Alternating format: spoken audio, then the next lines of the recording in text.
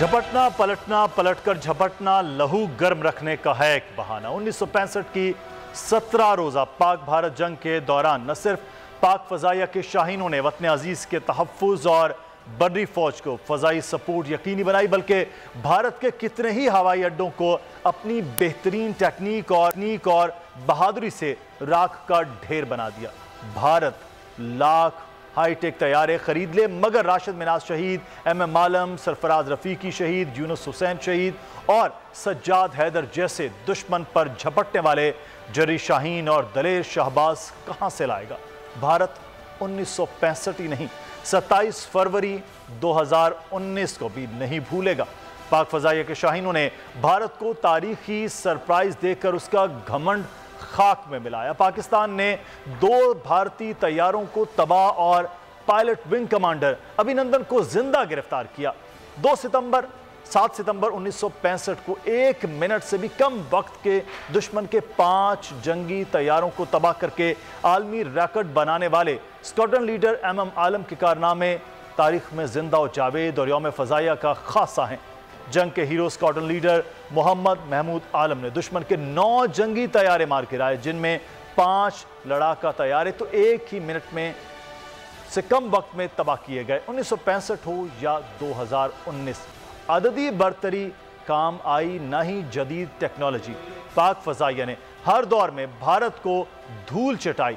माजी में MM आलम ने आग बरसाई तो हाल ही में हसन सिद्दीकी ने सबक सिखाया। फजाइया के शानदार माजी और यादगार हाल पर आज हम बात करेंगे। हमारे साथ हमारे मेहमान भी मौजूद होंगे, लेकिन उससे पहले आपको एक रिपोर्ट दिखाते हैं। दिफा पाकिस्तान में बोल खुसूसी ट्रांसमिशन, मैं हूं मुदस्सिर इकबाल और मेरे साथ आज हमारे मेहमान मौजूद हैं पाकिस्तान की फजाइया के वो जांबाज जो इस वक्त पाकिस्तान की फ़ज़ाई हुदूद की हिफाजत करते हुए हमेशा से मुस्तैद नज़र आ रहे हैं। और पाकिस्तान के इस वक्त जो दिफा का 1965 से लेकर 2021 आज के दिन तक जो फ़ज़ाई हुदूद महफूज हैं, वो इन्हीं जांबाजों की वजह से। मेरे साथ इस वक्त मौजूद हैं एयर कमोडोर जमाल हुसैन साहब, रिटायर्ड एयर कमोडोर साहब। बहुत शुक्रिया सर आपके वक्त का, आपने बड़ा सर्व किया है पाक फ़ज़ाइया में। और उनके साथ मौजूद हैं विंग कमांडर कामरान शरीफ साहब, इस वक्त हमारे साथ मौजूद हैं। इस वक्त बड़ा उनसे भी आज बात करेंगे कि बेसिकली तो हमें ये लगता है कि शायद पाक फजाइया के अंदर सिर्फ चाहे वो MM आलम हों, चाहे वो सरफराज रफीकी हों या फिर हसन सिद्दीकी हों, वो जहाज़ ही उड़ा रहे हैं। लेकिन बहुत से ऐसे मामलात हैं जिनको समझने जो सपोर्टिव होता है पूरा एक पायलट के लिए और एक जहाज़ उड़ाने के लिए और फ़ज़ाओं के निगरानी करने वालों के लिए। तो आज उनसे भी बात करेंगे। कामरान शरीफ साहब हमारे साथ मौजूद हैं और हमारे साथ फ़्लाइट लेफ्टिनेंट हस्साम मौजूद हैं इस वक्त। और जो एक बड़ा ख्वाब होता है लोगों का कि F-16 को देखा जाए, F-16 उड़ाया जाए, तो आज फ़्लाइट लेफ्टिनेंट हस्साम इस वक्त हमारे साथ मौजूद हैं। तो ये वो जंगी जहाज़ उड़ाते हैं जो पाकिस्तान के लिए एक बड़ा खूबसूरत चीज़ है F-16, जिसकी आवाज़ सुन के ही आपका जो ईमान है वो ताज़ा हो जाता है। तो सबसे पहले आगाज़ करते हैं, मैं जमाल हुसैन साहब आपसे आगाज़ करते हैं। सर 1965 की जंग और 1965 से लेके आज तक पाक फ़ज़ाइया को जब जमाल साहब हम देखते हैं तो एक एक कामयाबी है, हर कदम कदम पर कामयाबी है। एक से एक हमारा जरी जवान और शहबाज है जो इस तरह से अपनी बहादुरी की दास्तानें रकम कर रहा है। आज कितना फ़ख्र महसूस होता है जब 56 साल गुजर गए 1965 और आज पाक फ़ज़ाइया को देखकर। देखिए, पहली बात यह कि 65 की जंग को तकरीबन 50 साल हो गए जी। और 65 की जंग और आज 2021 है और उसमें हवाई लड़ाई में बहुत फ़र्क आया है। जो हम जब हमारे वाक़े पर हमारा जो बेसिक ऑब्जेक्टिव होता था कि आपको जहाज़ की मरूरी पे महारत हासिल करें, जहाज़ के सिस्टम पे महारत अगर हो और रेडार कंट्रोलर के साथ हमारे ताल्लुकात सही हो तो, और आपके जो साथी हैं उसके साथ आपके ताल्लुक़ सही हो तो आपको महारत हासिल होगी। लेकिन जो बेसिक्स वही हैं, बेसिक्स जिसमें जज्बा होता है, प्रोफेशनलिज्म होती है। हमारे ज़माने में सिस्टम की मास्टरी बड़ी छोटी सी थी। जहाज़ को अच्छी तरह उड़ाना, रेडार को कंट्रोल करना, हमारे जो भी थोड़ा सा रेडार था और बाकी चीज़ें सिचुएशन अवेयरनेस वगैरह थी। आजकल इस टीम वर्क होता है और मैं ये कहता चलूँ कि 65-71 वॉर में, जैसे आपने सही कहा था हम सिर्फ ज़्यादातर जानते हैं एम आलम की नाम मशहूर है, सजाद हैदर के नाम मशहूर है, और लेकिन जो पीछे जो काम कर रहे थे हमारे इंजीनियर्स और हमारे रेडार डिफेंस वाले, उनकी इतनी शोहरत नहीं होती। एक वजह ये थी कि उस वक्त जो पायलट का रोल था तकरीबन 70-80% आप पायलट को दे दें और 30% आप दे देंगे ग्राउंड कंट्रोल्स को, ग्राउंड रेडार को और इंजीनियर्स को। आजकल की जो जंग है ये पूरी टीम वर्क है, और आपने बिल्कुल सही कहा था कि आजकल की जंग में जब तक वो सपोर्ट पीछे से ना हो, जिसमें ECM के जहाज़ हैं, जिसमें स्पूफर्स हैं, जिसमें सारे आपको गाइड करते हो, और जब तक आपकी पूरी टीम इकट्ठी ना हो सक्सेस नहीं हो सकती। और हमारे जो बालाकोट की सक्सेस की सबसे बड़ी वजह ये है कि हमारा टीम वर्क इंडियन एयरफोर्स के टीम वर्क से कई दर्जे बेहतर था, और इसी चीज़ पे हमने और ज़्यादा इन फ्यूचर ऑल्सो भी हमें ध्यान देना पड़ेगा कि जब भी अगर जंग के हालात ऐसे हों तो इसी तरह महारत से, और जैसे जैसे इन्वायरमेंट चेंज हो रहा होता है, नई नई टेक्नोलॉजीज आते हो, उनको ऑब्जॉर्व करते। और बिल्कुल सही किसी ने कहा था, ये नंबर की गेम नहीं है, ये गेम है प्रोफेशनलिज्म की और ट्रेनिंग की और जज्बे की। और आखिर में ये कह रहा हूँ कि दुश्मन के जज्बे को आप कभी नीचा ना देखें, वो भी उसके पर जज्बा रखता है, लेकिन जहाँ हम उन पर महारत हासिल, उन पर बेहतरी हासिल कर सकते हैं, वो हमारी बेहतर ट्रेनिंग है और हमारी बेटर प्रोफेशनलिज्म है, जो हम में भी थी। और मैं फ़ख्र से ये कहता हूँ कि हमारे जो आजकल के पायलट है वो हमसे ज़्यादा टेक्नोलॉजिकल एडवांस है। बिल्कुल। अब दूसरा ये है कि जहाँ महारत है, ट्रेनिंग है, वहीं पर जो जज्बा था 1965 हो या फिर 2019 का फ़ज़ाइया का, वो एक जज्बा भी हमें जो नज़र आ रहा है वो बिल्कुल डिफरेंशिएट करता है दोनों फ़ज़ाइया के दरमियान। अच्छा, विंग कमांडर कामरान शरीफ साहब, एक चीज़ बड़ी अहम है कि हम जैसे अभी बात कर रहे थे एयर कमोडोर कि जहाँ पर बाकी सपोर्टिव है आपका, क्योंकि पीछे रेडार का सिस्टम्स में आप कंट्रोल करते हैं, बड़ा ज़बरदस्त है। सब तो पहले तो आप वही देख लेते हैं कि कोई परिंदा उड़ता हुआ आपके फ़ज़ा में घुस रहा है, तो फिर आपके शाहीन उड़ते हैं तो कैसे दबोचते हैं, कितना ये टीम वर्क होता है, सपोर्टिव होता है। मैं पहले तो इस पे जानना चाहूँगा, वरना हमें तो ये लगता है कि आसाम साहब जहाज़ उड़ाते हैं तो बस चीज़ खत्म हो जाती है। बिल्कुल, डेफिनेटली एक बड़ा अच्छा टीम वर्क होता है जो हमेशा से मशहूर है, कहा जाता है पायलट कंट्रोलर टीम कॉन्सेप्ट। वो टीम कॉन्सेप्ट ये है कि we are the eyes and ear of the air force, जो कि पहले जाते हैं, थ्रेट रिकग्नाइज करते हैं, मैचिंग रिस्पॉन्स जनरेट करते हैं और पायलट्स को गाइड करते हैं ताकि वो ऐसे पॉइंट पे पहुंच जाए जहाँ पे वो इफेक्टिवली अपना वेपन जो है वो एक्सपेंड कर सके, और ना सिर्फ ये बल्कि उसकी सेफली वापसी भी जो है वो हम लोग इंश्योर करते हैं। तो इट्स अ टीम कॉन्सेप्ट। तो as a operational team, pilot and controllers, we form the offensive punch of Pakistan air force.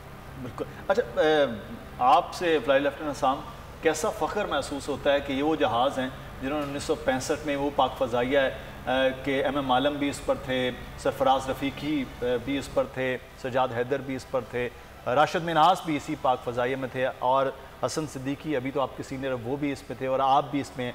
कैसा फ़ख्र होता है जब आप F-16 उड़ा रहे हो? मेरा ख्याल है all these names you have just taken, they are our role models, our mentors. There's a source of inspiration for us from which we drive our strength and future power. So all of them are a source of inspiration for all of us fighter pilots. But at the same time, they make us realize that we have big shoes to fill, because to keep the Pakistan safe now, it is our responsibility to prove equal to the task whenever the time comes. They proved them right then and there. Now it's our time, which we recently showed in Operation Swift Retort and will continue to show in the future also. अच्छा, शौक कैसे हुआ सामसद ये कि फ़ज़ाइया में जाना है, air force join करना है, क्यों, वाई? कोई ख़ास कोई इंस्पिरेशन थी या वैसे ही कहा कि यार सबसे हैंडसम स्मार्ट होते हैं एयरफोर्स के जवान, तो वहाँ ज्वाइन किया जाए? मेरा ख्याल है हुब्बुल वतनी से और वतन की मिट्टी से जो मोहब्बत है वो तो हम में से हर एक बंदे के अंदर शौक है, बट एडिशनली परवाज़ जुनून और शौक़ परवाज़ भी था जो कि इस राह पे गामज़न हुए, और जिस मशीन का उड़ाने का सोचा था अल्हम्दुलिल्लाह उसी पे आके पहुंच गए और मुल्क की खिदमत सर अंजाम दे रहे हैं। तो ये तो फिर आपके वैसे भी एकेडमी का फ़कत ज़ौक़ परवाज़ है, ज़िंदगी तो आपकी जो ज़िंदगी है वो भी फ़कत ज़ौक़ परवाज़ है। अच्छा एयर कमोडोर साहब, ये जब आप बात कर रहे थे कि हमसे ज़्यादा जो इस वक्त है वो बेहतर है टेक्नोलॉजी में भी हर तरह से, लेकिन सर आपका भी दौर जब PF अकेडमी रिसालपुर, अब बौसर खान अकेडमी भी हो गई, वो दौर, अब का दौर और वो पायलट, वो वही जज्बा आप देखते हैं कि उस वक्त जब आपने ज्वाइन किया या आपसे सीनियर्स जो वहाँ पर मौजूद थे, एक वो ख़ास, एक तो मैंने खुद देखा है कि वो रगड़े शगड़े बड़े होते हैं अकेडमीज़ में, और वो भी खूबसूरती होती है अकेडमीज़ की, वो भी। तो वहाँ कुछ यादें ताज़ा करें सर कि वो जब आपने ज्वाइन किया था तब कैसा था? देखिए, इसका जवाब तो मेरे ख्याल से ये हमारे विंग कमांडर और हमारे फ्लाइट बेहतर दे सकते हैं, क्योंकि मुझे एयरफोर्स छोड़े हुए थे तकरीबन 20 साल हो गए। लेकिन मैं ये कह सकता हूँ कि 65 की जंग आप बात करते हैं तो मेरे ख्याल से ये जानना ज़रूरी है कि 65 की जंग 6 सितंबर को नहीं शुरू हुई थी। अगस्त में लड़ाई जंग शुरू हो गई थी वहाँ पे कश्मीर एरिया में। जी हाँ। और वहाँ पे हमारी फ़ौज और इंडियन फ़ौज दोनों आमने सामने थे, और हमारी फ़ौज पेशरफ थी, और जो हमारा मकसद था उसको हासिल करने के करीब पहुँच गए थे। जब ये हुआ तो हिंदुस्तान ने अपने एयरफोर्स को इन्वॉल्व कर लिया, और करीब 24 के 26 उन्होंने ओरेगन जहाज़ भेजी। हमने 2 जहाज़ सिर्फ हमने स्क्रैम्बल किया, सरफराज रफ़ीकी और इम्तियाज़ भट्टी, और दोनों ने 4 वैम्पायर विदिन मिनट्स मार दिए, और सारे वैम्पायर्स वापस चले गए। इस एक हमले से, ये 1 सितंबर की बात है जी, एक हमले से 180 जहाज़ इंडिया ने अपना विड्रॉ कर दिया, तो 30% उनकी स्ट्रेंथ कम हो गई। जंग 6 सितंबर को ग्राउंड जंग इंटरनेशनल बॉर्डर पे जब हुए, उस वक्त हमारे सज्जाद हैदर के फॉर्मेशन ने पठानकोट एयरफोर्स की तकरीबन तबाह कर दिया। कोई 18-19 उनके जहाज़ ज़मीन पे गिरा दिए, और उस वक्त तो एग्रेशन की आगाज़ एयरफोर्स ने की थी, एयर टू ग्राउंड की एग्रेशन। 7 सितंबर को जब इंडिया ने रिटेलिएट किया हम पे, तो उस वक्त में मालम अपने नंबर 2 के साथ और F-104 और 2-3 और फॉर्मेशंस थे, तो उन्होंने पहले जहाज़ को जब इंटरसेप्ट किया तो उन्होंने अपने मिसाइल के साथ उसको गिरा दिया। फिर जब 4 जहाज़ उन्होंने देखे, विदिन ए शॉर्ट टाइम उन्होंने चारों को निशाना गिरा दिया, और बाकी और 2 मिस्टेक्स वगैरह भी हमारे दूसरे पायलट्स ने मारे थे। और इंडियन जब हमने पठानकोट पे हमला किया था, हमारे 8-10 जहाज़ थे सिर्फ, और जब इंडिया ने सरगोधा पे हमला किया था उनकी 3-4 स्ट्राइक फॉर्मेशंस थी। टोटल कोई 20-24 जहाज़ वक्फे से आ रहे थे, और सरगोधा को तकरीबन कोई नुकसान नहीं पहुंचा, उनके कोई 7-8 जहाज़ गिर गए। तो ये एक ऐसी दहशत उन पर बैठ गई कि उसके बाद पूरी सितंबर की जंग ख़त्म होने तक ये दहशत उन पर रही है। हमारी सबसे बड़ी कमज़ोरी थी जिसकी वजह से हमें पीछे हटना पड़ा, क्योंकि अनलाइक इंडिया जो उनके सारे जंगी जहाज़ थे वो उन्होंने इंग्लैंड या दूसरी जगह से लिए थे। हमारे सारे जंगी जहाज़ वगैरह हमें एड पे मिला था अमेरिका के साथ। जब अमेरिका ने एड बंद कर दिया, by the 3rd week of the war हमारी सिचुएशन ऐसी हो गई थी कि हमारे स्पेयर पार्ट्स एमिनिशंस वगैरह में कमी पड़ गई थी। एक ये वजह थी, इसकी वजह से हमें सीज़ फायर मानना पड़ा, और भी बहुत सारी वजूहत थी। और आखिरी आपकी बात का जवाब मेरे ख्याल से जो मैंने पहले कहा था, हमारी तरबियत थी एयरक्राफ्ट हैंडलिंग पे, हमारी तरबियत थी सिचुएशनल अवेयरनेस पे, कॉम्बैट मनूवरिंग पे थे। आजकल के जो हमारे बच्चों की तरबियत है वो है ऑन सिस्टम को अपना समझना। उनकी रेडार बहुत सोफिस्टिकेटेड है, उनकी हाउ टू कोऑर्डिनेट अपने रेडार कंट्रोलर के साथ, अपने नंबर 2 के साथ, और बारी प्रोफेशनलिज्म कि अगर आपका रेडार कितना काम करता है, अगर आपने दुश्मन को लॉक किया है वो क्या कर सकता है, आपको क्या करनी चाहिए अगर दुश्मन आप रेडार पे लॉक करे, वगैरह वगैरह, ये प्रोफेशनलिज्म। सो इसलिए मैं कहता हूँ from technical point of view हमारे जो आज के यंगस्टर पायलट्स हैं वो हमसे कई जगह बेहतर है। मुमकिन हो कि एयरक्राफ्ट हैंडलिंग में हम शायद थोड़े बेहतर हो, क्योंकि हम उस पर ही 80% जोर देते थे। आजकल का जो 80% जोर तो आपका सिस्टम हैंडलिंग पे। सही, ये एक फ़र्क भी है जब with the passage of time जिद्दत आती गई है चीज़ों में, और उसी जिद्दत को फिर पाक फ़ज़ाइया ने वो अपनाया है। लेकिन एक चीज़ बड़ी अहम है नाज़रीन यहाँ पर कि 1965 हो या फिर 2019 हो, जब चेक करने की भी कोशिश की गई है भारत की जानिब से, उसको उसी ज़बान में भरपूर जवाब मिला है। रिवायती पुराने तर्ज हो या अब जदीद जो सिस्टम की बात कर रहे हैं कि उस पर भरपूर किस्म का जवाब आया है, और उसके बाद फिर वापसी करा उन्होंने उसी तरह से लिया। बार हमने तो खुद फिर वापस भी भेजा है अभिनंदन जैसे एक कैरेक्टर को। अच्छा, एक चीज़ मेरे लिए बड़ी इंस्पायरिंग होती है कामरान साहब, वो है कि इस वक्त पाकिस्तान अपने एरोनॉटिकल के अंदर एक बहुत बड़ी कामयाबी पिछले 8-10 साल से काम कर रहे हैं, JF-17 थंडर। तो ये एक बड़ी कामयाबी है जो आपकी फ़ज़ाइया का, पाकिस्तान का बल्कि बड़ा फ़ख्र है।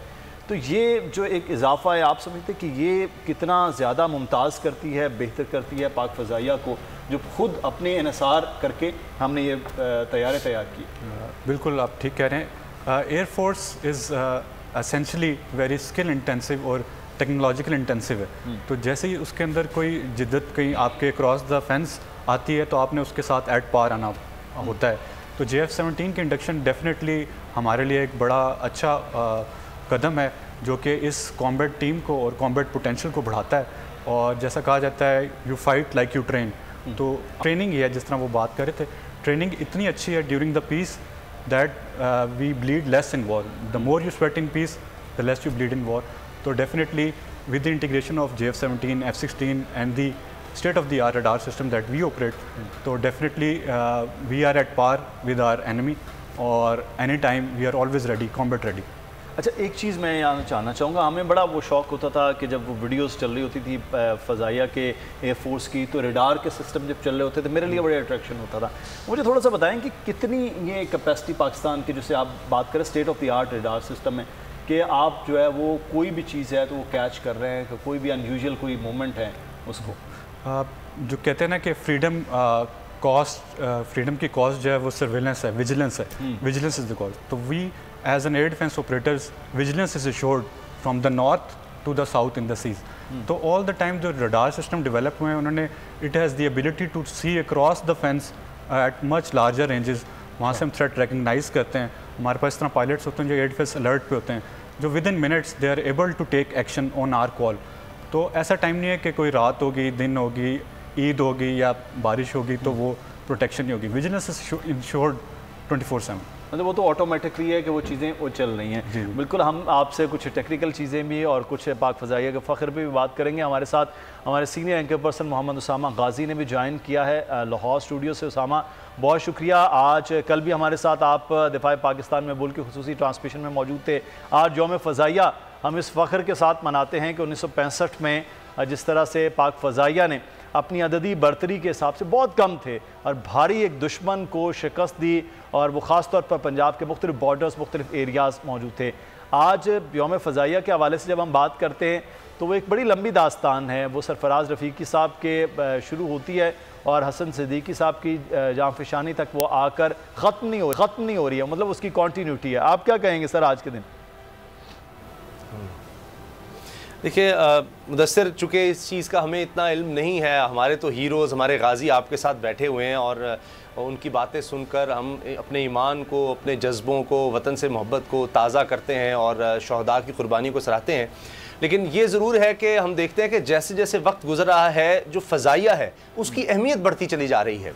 कोई भी मामला हो, हालत जंग या वैसे भी आप देखिए कि सरहदों की हिफाजत के लिए फ़ज़ाइया की अहमियत बहुत ज़्यादा बढ़ती जा रही है। और दिन ब दिन आप देखिए कि पुराने ज़माने में जंगें होती थी, सिर्फ ज़मीन पर जंग लड़ी जा रही है, लेकिन अब सबसे इंपॉर्टेंट फ़ज़ा होता है, फ़ज़ाई जो आपकी पावर है वो होती चली जा रही है। और उसमें आप देखिए कि मुसलसल अपने आप को जदीद तकाज़ों के मुताबिक ट्रेनिंग देना और जो मिनिमम डेटरेंस है वो कायम रखना। अब पाकिस्तान देखिए अल्हम्दुलिल्लाह कि हमारे पास जो न्यूक्लियर वॉर हेड है उसको ले जाने की सलाहियत भी हमारे पास है। और जिस तरह आपने बड़ा अच्छा किया कि हसन सिद्दीकी का जिस तरह आपने जिक्र किया, तो ये बताते हैं कि जो MM आलम से दास्तान शुरू होती है, जिस तरह आपने सरफराज रफ़ीकी साहब और दीगर, यानी इतने नाम हैं अल्हम्दुलिल्लाह, इतने नाम हैं कि आप किस किस की बात करेंगे। जिस तरह हम राशिद मिन्हाज को याद करते हैं, वो भी देखिए कि वो जज्बा कहीं और नहीं मिलेगा। देखिए बिल्कुल सही है कि हमारे पास अल्हम्दुलिल्लाह असलहे में आज हम JF-17 थंडर खुद बना रहे हैं, ना सिर्फ बना रहे हैं बल्कि दुनिया में भेज रहे हैं, एक्सपोर्ट कर रहे हैं।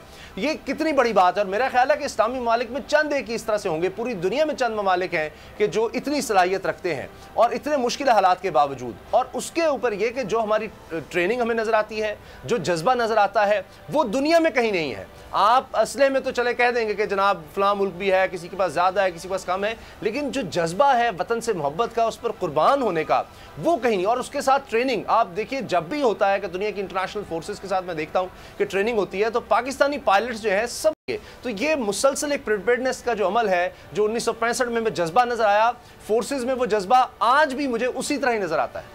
बिल्कुल। और जहाँ आप ट्रेनिंग की बात करें, पाकिस्तान की एकेडमी में न सिर्फ पाकिस्तानी पायलट्स होते ही हैं, साल से, बल्कि बाहर के कुछ पायलट्स हैं, हम हर बार देखते हैं जब पासिंग आउट होती है हम देखते हैं कि वहाँ वो ट्रेनिंग ले रहे होते हैं और ट्रेनिंग लेने के बाद वो इस बात पे फ़ख्र होता है कि इतनी ज़बरदस्त किस्म की जो अब असगर खान अकेडमी रिसालपुर कहलाती है उसामा, वहाँ पर वो ट्रेन हो रहे होते हैं। इस तरह पाकिस्तान नेवल अकेडमी में बाहर के जो कैडेट्स हैं वो ट्रेनिंग ले रहे होते हैं, PNA में काकूल में वहाँ PMA काकूल के अंदर वहाँ ट्रेनिंग उनकी हो रही होती है। तो ये पाकिस्तान में जहाँ ट्रेनिंग ज़बरदस्त है वहाँ जज्बे की जो बात करते हैं, बात जहाँ पर अददी बर्तरी होती है, टेक्नोलॉजी होती है, उसमें जो चीज़ हावी हो जाती है वो जज्बा है और वो जज्बा पाकिस्तानी अफवाज के हर सेगमेंट में हमें वो नज़र आता है। अच्छा साम साहब, मैं आपसे F-16 के बारे में कुछ जानूँ, ये कितनी स्पीड होती है? जब हमने तो एक बार लाहौर में कुछ बड़ी नीची प्रवास देखी, हम वहाँ मौजूद थे, तो वहाँ तो ऐसे लगा था कि शायद कोई गोली से भी ज़्यादा कोई चीज़ या हवा से भी ज़्यादा कोई तेज़ होती है।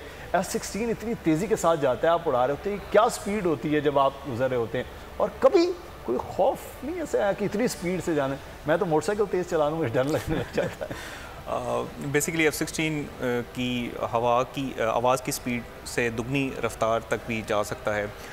ये बेसिकली हमें असिस्ट करता है, हमें डिफरेंट ऑपरेशंस में जब हमने डिफरेंट टारगेट्स इंगेज करने होते हैं या फिर एयर टू एयर टारगेट्स या air to ground targets engage करने होते हैं, उस सूरत में तो जहाँ तक खौफ या डर की बात है, हमें उस वक्त दिमाग में बस एक ही चीज़ होती है कि हमने अपना मिशन कंप्लीट करना है, हमने अपना टास्क अचीव करना है। उस वक्त इतने कम टाइम में इस खौफ और डर की गुंजाइश ही नहीं होती कि हम इसके बारे में सोचें भी सही। उसके अलावा इसमें डिफरेंट सेंसर्स या डिफरेंट इंफॉर्मेशन हमारे पास आ रही होती है डिफरेंट सेंसर्स के थ्रू, उसमें हमें प्रायोरिटाइज़ करना होता है कि कौन सी इंफॉर्मेशन उस स्पेसिफिक सेकंड में हमें चाहिए जिससे हम अपना एम या अपना टारगेट अचीव कर सकें। ये तो फिर सेकंड्स और माइक्रो सेकंड्स की गेम है। Exactly, it is all about multitasking and choosing what you need at the right time at the right moment. अच्छा, मैं बड़ी मुस्कुराहट थी एयर कमांडर साहब जब मैंने सवाल करा था सर, एक तो मुस्कुराहट की वजह जो है F-16 पे आप बताइए कि क्यों आप मुस्कुरा रहे थे, दूसरा सर कि कैसे मुमकिन हो कि हम माइक्रो सेकंड्स और सेकंड्स के अंदर फैसले कर पाएँ कि पीछे से भी जो डायरेक्शंस आ रही हैं और चीज़ें, ये मुमकिन कैसे होता है? सॉरी फिर से मैं ये जानना चाह रहा था कि कैसे ये मुमकिन होता है कि सेकंड्स के अंदर कुछ डायरेक्शंस आ रही हैं, आपने डिसीजन भी लेने हैं जहाज़ उड़ाते हुए, ये कैसे मुमकिन होता है? एक इंसानी नेचर तो नहीं है ऐसी। जैसे मैं पहले कह रहा था कि हमारी पूरी ट्रेनिंग फ्लाइंग पे होती है और हम घंटों गुजारते हैं, यहाँ तक कि सोते वक्त भी, सुबह उठते वक्त भी हमारी यही सोच होती कि काश मैंने जहाज़ को इस तरह किया होता तो मेरी गोलियाँ ज़्यादा लगती वगैरह वगैरह। और हमारी फैमिली बीवियाँ भी हमसे तंग होती हैं कि तुम्हें जहाज़ से ज़्यादा मोहब्बत है फैमिली की वजह से, और मेरे ख्याल से इन लोगों का भी यही हाल होगा अगर इसकी शादी हो गई है। तो एक बात का क्लियर करता चलूँ, आपने स्पीड की बात की थी, तो let me clarify, Miraj F-16 से ज़्यादा तेज़ है, लेकिन F-16 की बाकी जो सलाहियतें हैं जी वो बहुत ज़्यादा है, इसलिए F-16 मिराज से कई दर्जे बेहतर है। एक कॉमेंट मैं आपकी बात काट रहा हूँ, मिराज की स्पीड जो है F-16 से ज़्यादा ऑन पेपर, अच्छा ओके, ज़्यादा है। वो Mark 2 है, ये Mark 1.8 है, हमारा 1.0 Mark 2 तक जाता है ना, तो बट कंपैरिजन कोई नहीं है। F-16 4th जनरेशन 4+ जनरेशन है और मिराज 3rd जनरेशन एयरक्राफ्ट है। मैं थोड़ा सा फ्यूचर पे अगर आप चाहे तो मैं बात कर लूँ, मैं आज से 10 साल तो देख रहा हूँ कि जो मैन एयरक्राफ्ट, कॉम्बैट एयरक्राफ्ट की यूटिलिटी मैं देख रहा हूँ कि वो कम होती जाएगी और उसकी रिप्लेसमेंट में क्रूज़ मिसाइल और ड्रोन्स लेते रहेंगे। इसका ये मतलब नहीं है कि मैन कॉम्बैट एयरक्राफ्ट ख़त्म हो जाएंगे, लेकिन ये जो रेशियो है उसमें फ़र्क आएगा। अभी भी आप देख लें, अमेरिका में जितने भी अभी हमले किए हैं, अफगानिस्तान में, सीरिया में, यमन में, आइदर ड्रोन से किए हैं या उन्होंने क्रूज़ मिसाइल से किए। मसला क्रूज़ मिसाइल्स का सिर्फ ये है कि 2 मसले हैं उसके, एक तो महंगा बहुत है, $1 मिलियन पर पीस है। आप जहाज़ को अगर इस्तेमाल करें तो जहाज़ ऑपरेशनल कॉस्ट उसकी कम है, हालांकि जहाज़ की कीमत बहुत ज़्यादा है। और दूसरा कि एक दफ़ा क्रूज़ मिसाइल आप जब चला देते हैं उसके बाद there is no turning back.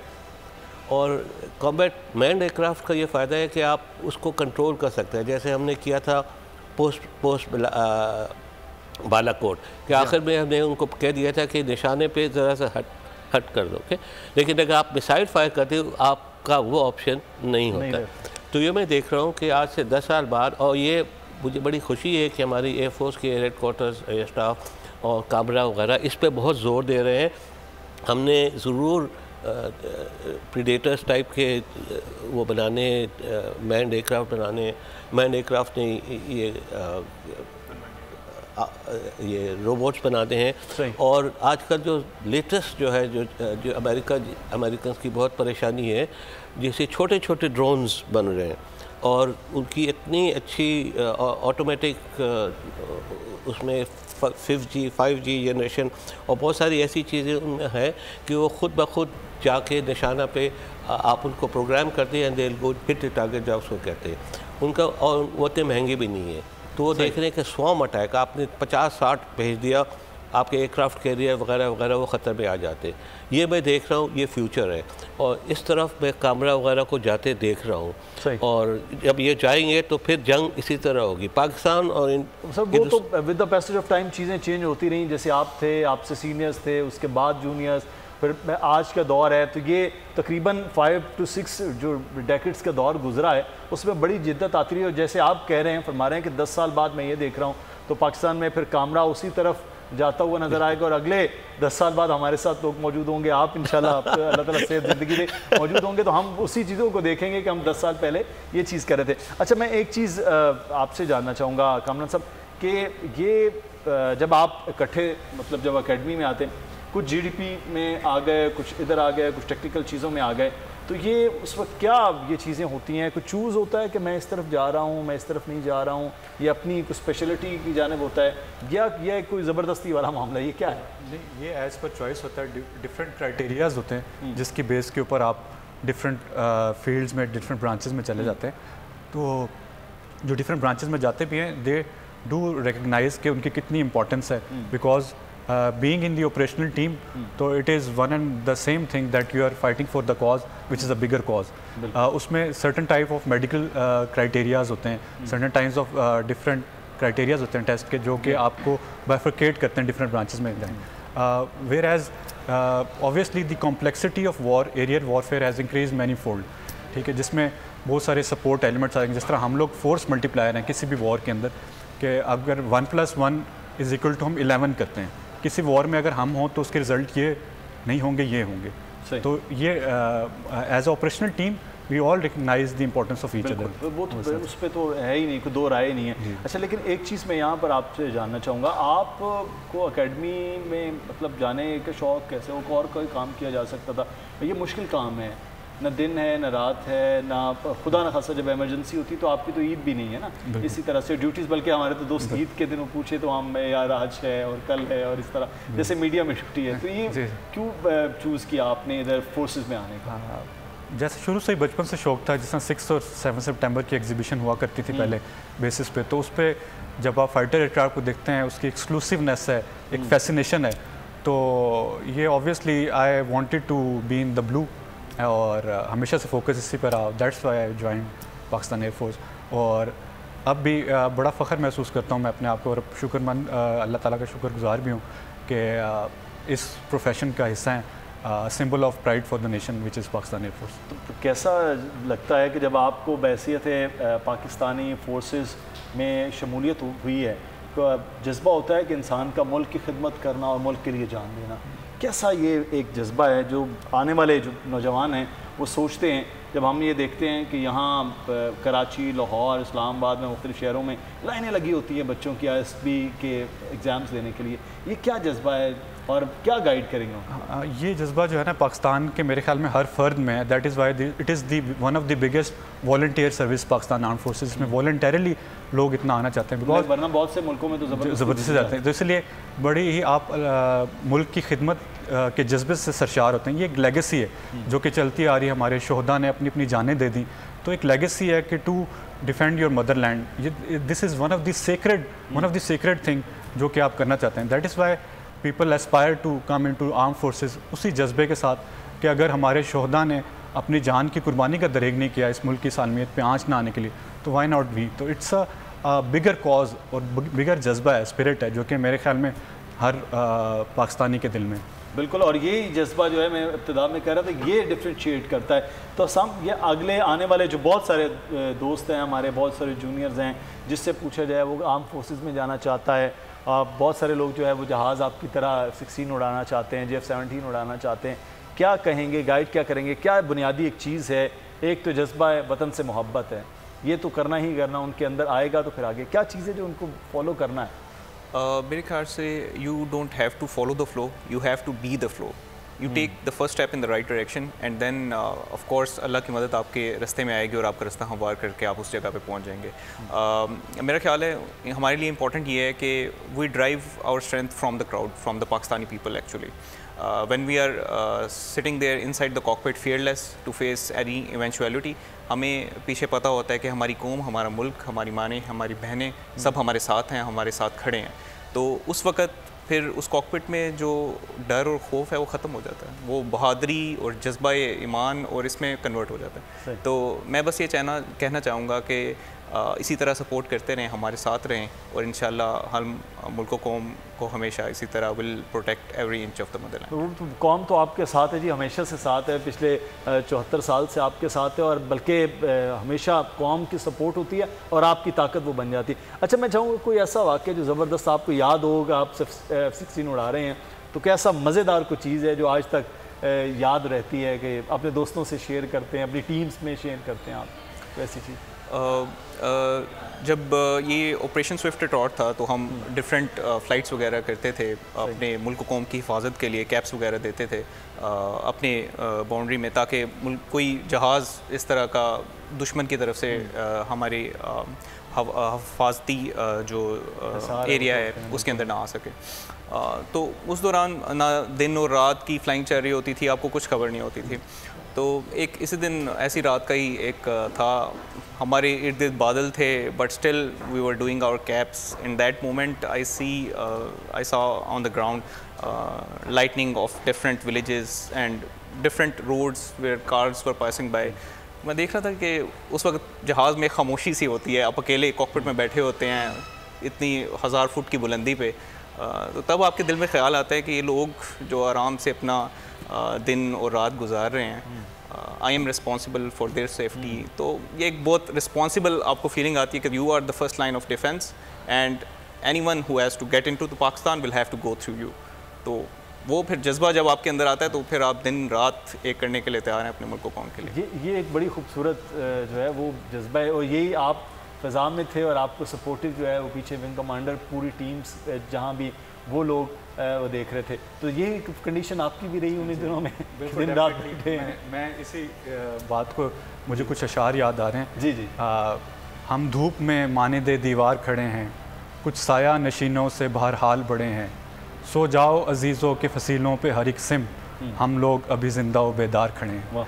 तो ये मेरे ख्याल में अशार जो है इस चीज़ की अक्कासी करते हैं कि हमारी माएँ बहनें और बेटियाँ जो अमन और सुकून से इधर सो रहे हैं, तो वो हम लोग अलर्ट हैं, तो they are at safe, they are at peace. बिल्कुल, पाकिस्तान में 22 करोड़ आवाम इसी वजह से सुकून में कि आप जैसे और हम जो फ़ज़ा में हैं, जो नेवी के लोग हैं, जो बर्री फ़ौज है, वो इसी तरह से मुस्तैद है. तो फिर यही हम चीज़ें नज़र आ रही हैं. उसामा, आप सुन रहे हैं कि कितना ज़बरदस्त किस्म का एक इमोशनल वो चीज़ें हैं कि ये कॉम्बैट जो ऑपरेशन चल रहा था 2019 का, उस वक्त कैसी वो सिचुएशन थी जब महसूस हो रहा है.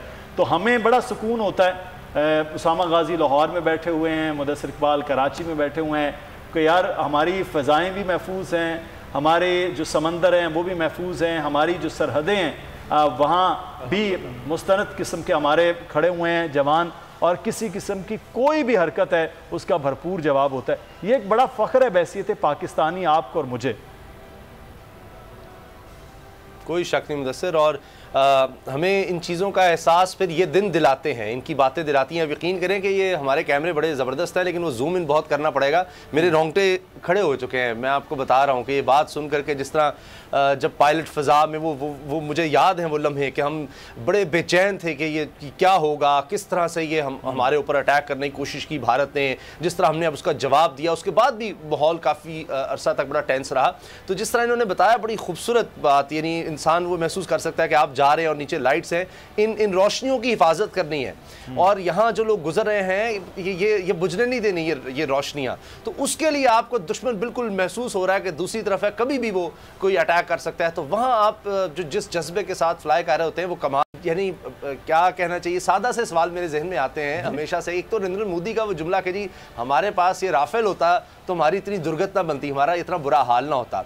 तो अब राफेल भी आ गए हैं तो बहुत सी बातें यकीनन राज की बातें हैं, नहीं बता सकेंगे, मगर कुछ इशारों में कि भाई राफेल के हवाले से ये जो भारत जोन में है उसका भी हमारे पास अल्हम्दुलिल्लाह जवाब है।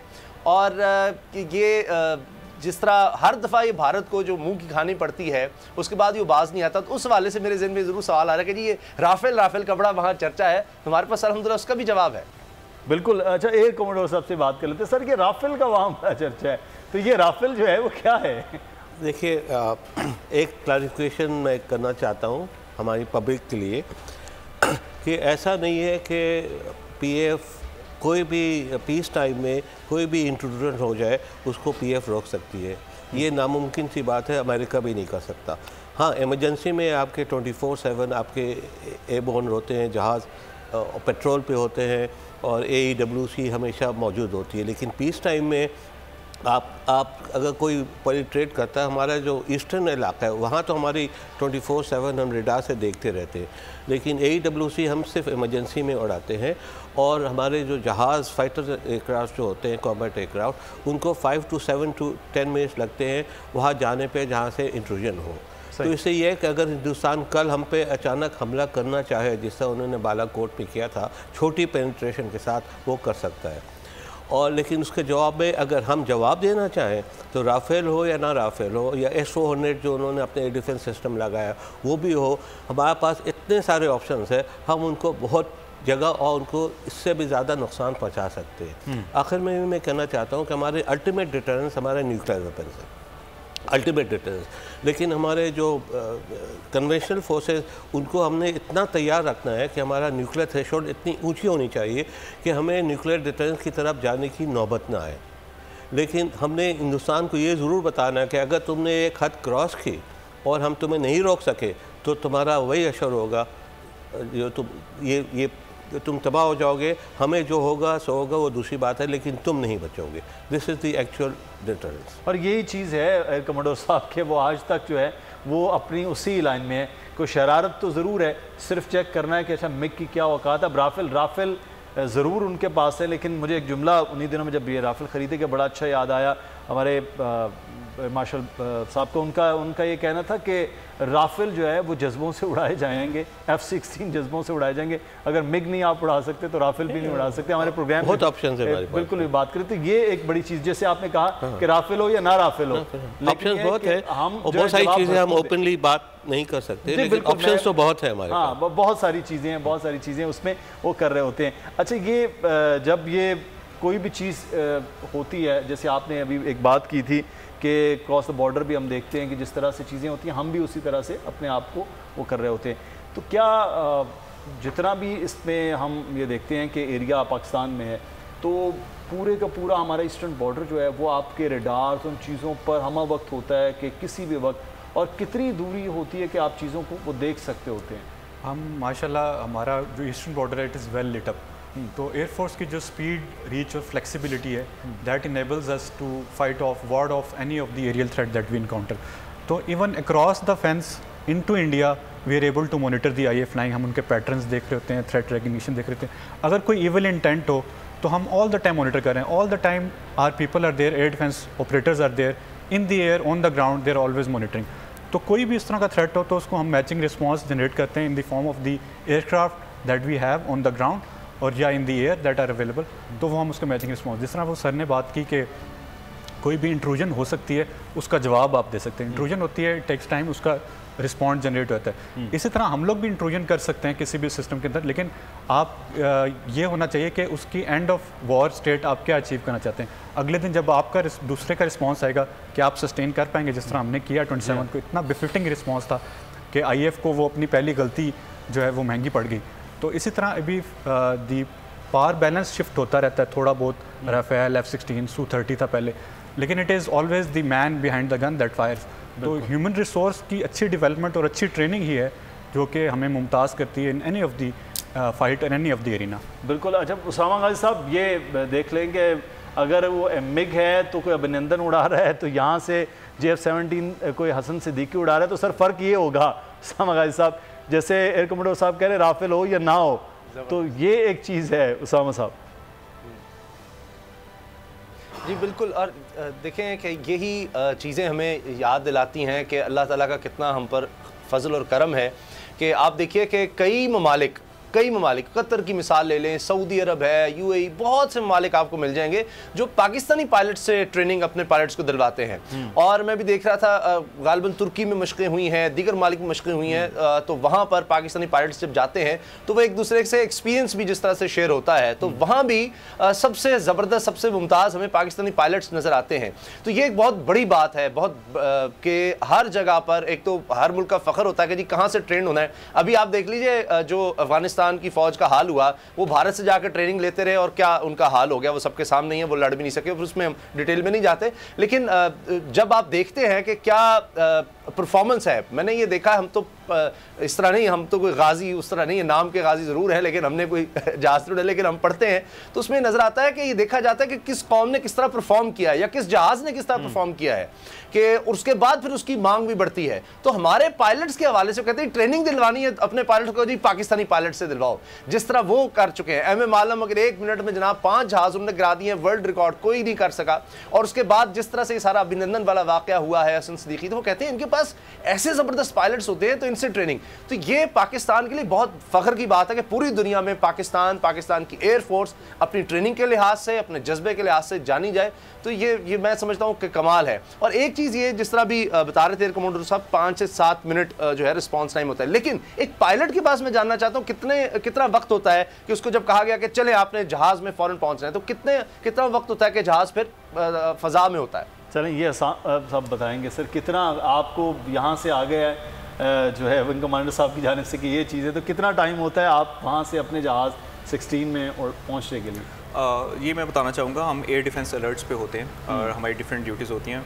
उसके मुताबिक हम पूरा पाकिस्तान नॉर्थ से साउथ कवर किया होता है 24/7। उस केस में एयर डिफेंस अलर्ट्स पे जब हम बैठे होते हैं तो वी आर स्ट्रैप्ड इन, हमने जी सूट पहना होता है, हार्नेस पहनी होती है, हमारे lineup cards, everything is with us, the aircraft is hot and ready and loaded.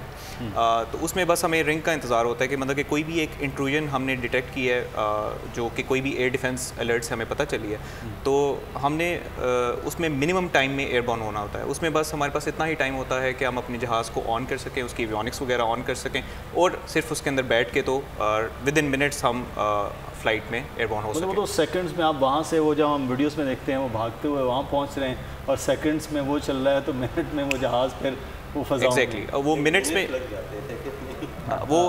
Minutes में जहाज़ एयरबॉर्न होता है, और with in the same amount of time अब उसमें हम किसी भी ईस्टर्न थ्रेट हो या वेस्टर्न थ्रेट हो या नॉर्थ पे हो या साउथ पे हो, हम कोई भी बॉर्डर कवर कर सकते हैं with in minutes of receiving the call. It actually takes seconds to strap in, but of course during the taxi, turning on the avionics after the takeoff, so it does some time to take off and get to the point where the intrusion actually is.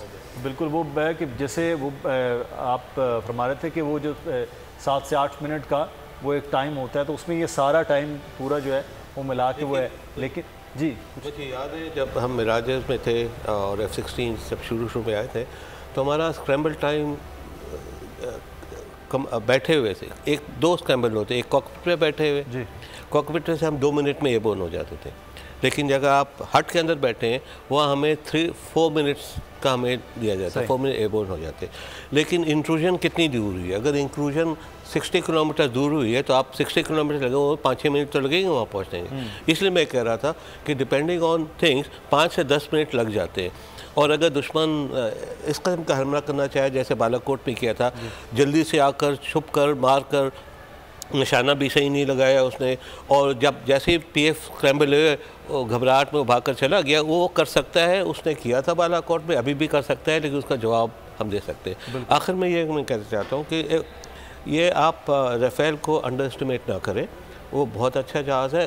Compare just aircraft to aircraft comparison अगर देखें, वो F-16 और हमारे present F-17 से बेहतर है। लेकिन मैं ये देख रहा हूँ कि कल जब हमारे थंडर ब्लॉक 3 आ जाएंगी, और ब्लॉक थंडर का सबसे बड़ा फ़ायदा हमारा ये है, हम उसको हर साल उसकी अपडेट करते रहते हैं और आसानी से, क्योंकि उसमें हमने प्रोविजंस बनाई हुई हैं नए रेडार्स की, नए मिसाइल्स की। राफेल में ये प्रोविज़न नहीं है। देखो जब नया थंडर आ जाएगा उसकी जो मिसाइल रेडार सिस्टम है, फिर मैं आराम से कह सकता हूँ बिल्कुल वो और ज़्यादा बेहतर जो है वो होगा। वक्त ख़त्म हो रहा है। बहुत शुक्रिया कमोडोर साहब, जमाल हुसैन साहब, कामरान शरीफ साहब आपका भी, साहब आपका, उसामा गाजी साहब आपका भी शुक्रिया। दिफा पाकिस्तान में बोल के खुसूसी ट्रांसमिशन आज यौम फ़ज़ाइया के हवाले से थी, और हमारी जब तक फ़ज़ाएँ इसी तरह से महफूज हैं हमारे शाहीनों के ज़रिए, तो हमें किसी भी किस्म का कोई दुख कोई गम नहीं है। अपना ख्याल रखिएगा। अल्लाह हाफ़िज़।